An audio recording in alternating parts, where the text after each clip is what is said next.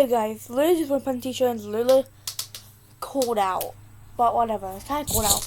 Kinda nice out, but we're gonna wear a pumpkin t-shirt because you know it's Halloween. Why not wear a pumpkin t-shirt? Gotta put long sleeve under it, but really I'm not going outside today. But today we're reacting to I made the world's biggest pumpkin spice latte. Different channel, but let me know if you want me to react more to him. Because I definitely will. So it's nice and cold out today. Oh, we're not going to walk with people audition today. PSL. Call it what you want, but I know the people love it. Every fall, people flock to grab the drink that marks the start of the season. Today, we'll be showing you how to make the perfect pumpkin spice latte, all the way down to the individual spices that go into it. But as usual, there's going to be a twist, because we've somehow gotten our hands on a 200-pound pumpkin. Like that? It may be really hard for you to tell the scale right now, but let me just try to fit my arms around this thing. As you can see, Again, it's a very big pumpkin. I don't even know what to do. I don't know what the reaction to is today. We are going to carve into this pumpkin and make a 250-pound pumpkin spice latte. Here, go here. All that liquid is going to add some extra weight to this thing. But in that process, I'm also going to show you how to make the perfect pumpkin spice latte. We're going to blend all the spices ourselves and really get down to the nitty-gritty of what makes the perfect PSL. But first, let's head to Starbucks for some market research. So here's the thing. I'm going to go to Starbucks right now with no bias. And to be honest with you, I haven't had the pumpkin spice latte yet this season. In fact, I often don't get it because I like to make it myself at home. I'll be totally honest, it tastes like it's packed with chemicals. We've been waiting here at Starbucks for 10 minutes now. There's a huge line. Everyone's getting the pumpkin spice lattes. Hi there, welcome to Walking Starbucks. How are ya? Could we please do 2 pumpkin spice lattes? Tall, please. How are you? He's never had a pumpkin spice latte. Thank you so much. He said, have a splendid day. Extra points today for Starbucks for their employees being extremely, extremely nice. Question is, does the pumpkin spice latte live up to the hype? First impressions, other than the fact that this is piping hot, which is good. I don't taste that much pumpkin, and I don't taste that much spice. I'll go so far as to say that I don't taste any pumpkin, and I taste only the slightest hint of spice. And the spices are not correct at all. Starbucks, I'm gonna be honest. I love the idea of this, I really do. But I think at this point you may have gotten slightly too confident by the fact that your pumpkin spice latte is so incredibly iconic. I think you need to go back to the drawing board. Maybe put some true pumpkin flavor in this thing. I've got a 200-pound pumpkin back at home, so I've got plenty to go around. Let's go show Starbucks how a true pumpkin spice is made. Guys, it's literally so cold out and wearing a t-shirt. Should I go change my shirt and then get 60 minutes? Bye. Here we are. No, we're not changing the shirt. We're keeping it on because it's super cute. And who cares if it's cold out? Because we're not going to go and walk with me today and with.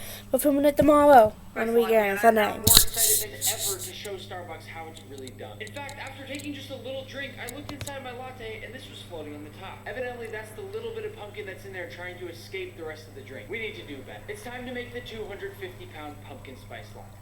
To begin, we can't use any regular old pumpkin carving spoon. That's just not going to cut it. No, we need some power. I'm about 6'3", and this pumpkin is so tall, I'm going to need a step ladder to get any leverage at all. Please excuse me for this slightly awkward angle. Now, without further ado, let's let the carving begin.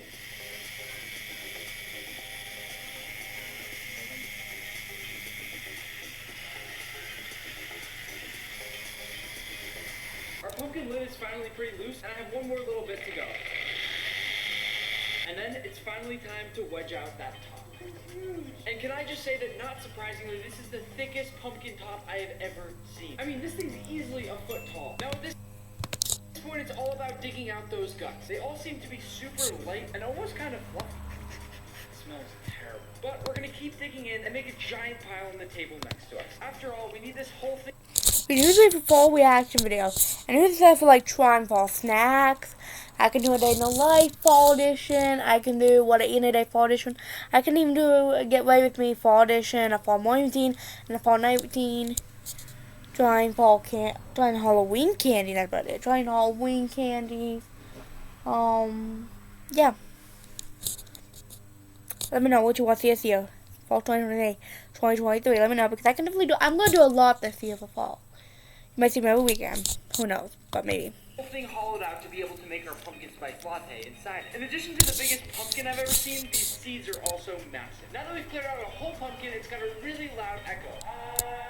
Now here on this cutting board, we have the 5 spices that go into a perfect pumpkin spice latte. We've got cinnamon, allspice berries. Of course, guys, you need cinnamon. I actually got a really good candle that kind of smells like cinnamon, and it smells amazing. Go check out my fall decorating video. Nutmeg, cloves, and ginger. Now to make our homemade Ginger's in pumpkin it. spice Didn't even flavor, know. I don't really know what's in one, but I like the ones from McDonald's better than Starbucks.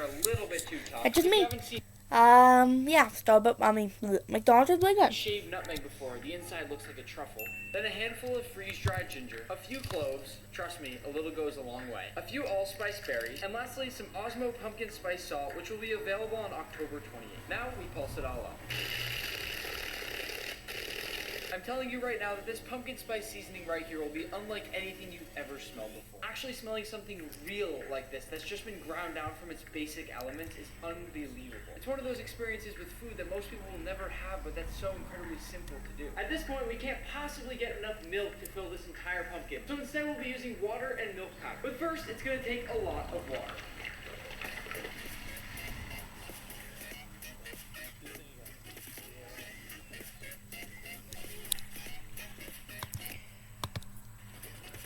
Now at this point we need to heat our water up, so I'm going to use a sous vide system to get this to the perfect temperature for the pumpkin spice latte. 200 degrees Fahrenheit on the dot. Now after all that prep, it's finally time to assemble. We'll start by adding in a giant bowl of milk powder. Milk powder and water make milk, the base to any good pumpkin spice latte. And you can always feel free to use substitutes.